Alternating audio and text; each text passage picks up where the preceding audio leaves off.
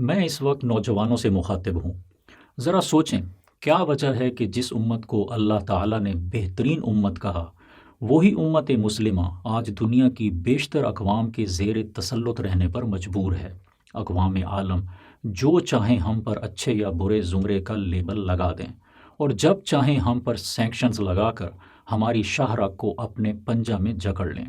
ایک اہم سوال یہ ہے کہ ایک بہترین امت آخر کیوں کر زوال و پستی کا شکار ہوئی، اور اہم ترین سوال یہ ہے کہ امت کی اس حالت زار کا ذمہ دار کون ہے؟ اچھی طرح جان لینا چاہیے کہ ہماری اس حالت کا ذمہ دار کوئی اور نہیں، ہم خود ہیں۔ اس امت کی ذلت و رسوائی کی وجہ اس کے سوا اور کچھ نہیں کہ امت نے اللہ تعالیٰ کے پیغام کامل کی کلیت اور جامعیت کو چھوڑ کر جزیت اور فروعیت کو اختیار کر لیا ہے۔ پیغام الہی کی کاملیت کو سمجھنا اور اختیار کرنا تو درکنار، افسوس کہ بھلا بیٹھے ہیں ہم اس پیغام کا پہلا ہی لفظ اقرا۔ پڑھو، اقرا بسم ربک الذی خلق۔ پڑھو اپنے پروردگار کا نام لے کر جس نے سب کچھ پیدا کیا۔ اللہ تعالیٰ نے اس کائنات کو بنایا، کائنات میں بے شمار مخلوقات کو بنایا، مخلوقات میں سے انسان کو اشرف المخلوقات بنایا، اشرف المخلوقات میں سے اس امت کو چنا اور اس امت کی طرف اپنا آخری پیغمبر اور آخری پیغام بھیج کر دین کو مکمل کیا، اور اس سے خیر امتن کا لقب دے کر بہترین امت قرار دیا۔ مگر افسوس کہ بقول مولانا حالی، پستی کا کوئی حد سے گزر نہ دیکھے، اسلام کا گر کر نہ ابھر نہ دیکھے۔ ماضی میں جو امت بنی نوع انسان کو جہالت و ظلم کے اندھیروں سے نکال کر علم و امن کی روشنیوں میں لانے کا باعث بنی، افسوس کہ آج وہی امت خود کو اندھیروں میں ڈوب جانے سے بچانے کے لیے اور اپنی زمینوں پر امن قائم رکھنے کے لیے دوسروں کی محتاج ہے۔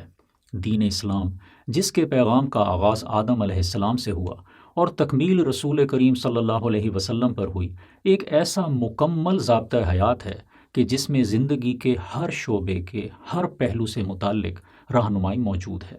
مگر افسوس کہ امت کے بیشتر افراد دین کی انفرادی جزیات میں کھو کر جز کو ہی کل سمجھ بیٹھے۔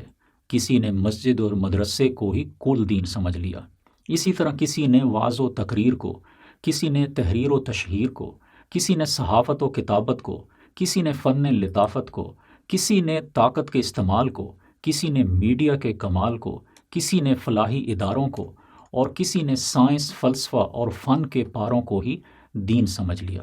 ہونا تو یہ چاہیے تھا کہ ہر ایک شعبہ کے ماہرین اسلام کے اصول اجتماعیت کی پیروی کرتے ہوئے دوسرے شعبوں کے لیے معاون و مددگار بن کر امت کو علوم و فنون کی ناقابل تسخیر بلندیوں پر پہنچا دیتے۔ مگر افسوس کہ ہم نے اجتماعیت کو انفرادیت کی بھینٹ چڑھا کر صرف اپنے اپنے انفرادی راستوں اور شعبوں کو ہی حق سمجھا، اور دوسروں پر باطل، گمراہ یا دنیا دار کے لیبل لگا کر انہیں یکسر رد کر دیا۔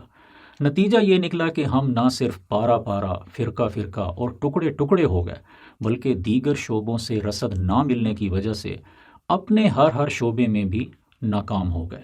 غور کریں کہ اللہ پاک ہم سے کیا چاہتے تھے اور ہم کیا کرتے رہے۔ اللہ پاک نے دن رات کے الٹ پھیر اور زمین و آسمان پر غور کرنے کے لیے حکم اس امت کو دیا، لیکن اس حکم پر عمل کرنے کے لیے خلاؤں کا سفر اور سیاروں اور ستاروں تک پہنچنے کی کوشش دوسروں نے کی۔ اللہ پاک نے شہد پر غور کرنے اور طرح طرح کے کیمیائی اجزاء سے شفا حاصل کرنے کے لیے اس امت کو کہا، لیکن دنیا کی تمام بڑی کیمیکل لیبارٹریز اور دوا ساز کمپنیاں دوسروں نے بنائیں۔ اللہ پاک نے پرندوں کی پرواز پر غور کر کے نشانیاں تلاش کرنے کی طرف توجہ اس امت کو دلائی، لیکن توجہ دوسروں نے کی اور پرواز کے لیے جہاز اور راکٹ ایجاد کر ڈالے۔ اللہ پاک نے طاقت اور گھوڑے تیار رکھنے کا حکم اس امت کو دیا، لیکن طاقتور ترین اسباب حرب دوسروں نے بنائے۔ اللہ نے اس امت کو مخاطب کر کے سب سے پہلا حکم پڑھنے لکھنے اور حقائق کو جاننے کا دیا کہ پڑھو اپنے پروردگار کا نام لے کر جس نے سب کچھ پیدا کیا۔ لیکن آج دنیا میں پڑھنے لکھنے کے تمام بڑے ادارے اور یونیورسٹیاں اس امت کے پاس نہیں، دوسروں کے پاس ہیں۔ وائے ناکامی متاع کارواں جاتا رہا، کارواں کے دل سے احساس زیاں جاتا رہا۔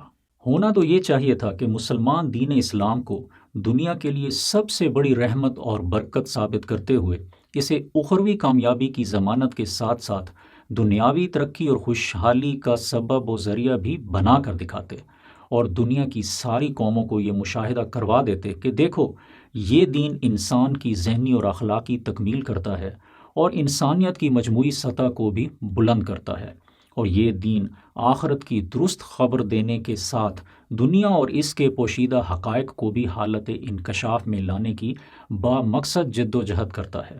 لیکن افسوس کہ مسلمانوں نے اپنی اس اہم ذمہ داری کو نظر انداز کر دیا۔ یہی وجہ ہے کہ آج دنیا کی اکثر اقوام اسلام کو انسانی ترقی کی راہ میں رکاوٹ پیدا کرنے والا ایک فرسودہ نظریہ سمجھتی ہیں۔ آج دنیا میں مجموعی طور پر ذہن و شعور کو ترقی دینے میں، قانون و اخلاق وضع کرنے میں، معیشت و سیاسیات کے باقاعدہ نظام بنانے میں مسلمانوں کا کردار کہیں پر بھی نظر نہیں آتا۔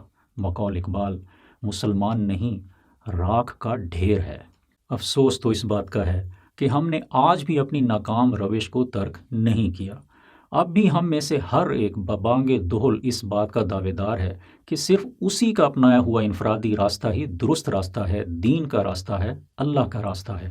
نوجوانوں، اس بات کو اچھی طرح سمجھ لو کہ کوئی بھی راستہ، بشرطے کہ وہ براہ راست اللہ تعالیٰ کے احکامات یا مسلم نظام دنیا سے متصادم نہ ہو، تو وہ درست راستہ، ترقی کا راستہ، دین کا راستہ اور اللہ کا راستہ بن سکتا ہے۔ یاد رکھو کہ اگر ایک سڑکوں پر جھاڑو لگانے والا خاک روب اس نیت سے جھاڑو لگاتا ہے کہ چونکہ اللہ پاک کو صفائی پسند ہے اور وہ اللہ کی خوشی اور رضا کے لیے صفائی قائم رکھنے میں اپنا کردار ادا کرتا ہے، تو جان لو کہ اس خاک روب کا کام بھی اللہ ہی کے راستے کا کام ہے۔ عزیز نوجوانوں، ہم لوگ تو اپنے ذہنوں کو چھوٹا کر کے، اپنی نظروں کو محدود کر کے اور اپنے سینوں کو تنگ کر کے امت کا شیرازہ بکھیر چکے ہیں، اور امت کو سمندر کی جھاگ کی مانند بے وقت بنا چکے ہیں۔ لیکن اب اس امت کا مستقبل آپ ہو۔ یاد رکھو کہ خود کو محدود ہرگز مت کرنا۔ اللہ پاک نے ہر انسان کو خاص اور منفرد صلاحیتیں عطا کی ہیں۔ زمانے کے چلتے ہوئے رواجوں میں بہہ کر خود کو چند دل فریب شعبوں میں محدود نہ کرو، بلکہ اپنی خاص اور منفرد صلاحیتوں کو پہچانو اور انہیں ضائع مت ہونے دو۔ اپنی خدا داد صلاحیت اور اللہ کی مدد سے آپ جو بھی شعبہ اپناؤ، اس شعبے کی چوٹیوں کو اپنا مقام بناؤ۔ اپنے کمال ذوق و شوق سے اور اپنے حسن عمل و اخلاق سے اللہ کے دین کامل پر چلتے ہوئے اور نبی کریم صلی اللہ علیہ وسلم کے اسوہ حسنہ کو اپناتے ہوئے حقوق اللہ اور حقوق العباد دونوں کو پورا کرو، تاکہ تم حسنۃ فی الدنیا اور حسنۃ فی الآخرہ دونوں کے حقدار بنا دیے جاؤ۔ اللہ آپ کا حامی و ناصر ہو۔ السلام علیکم۔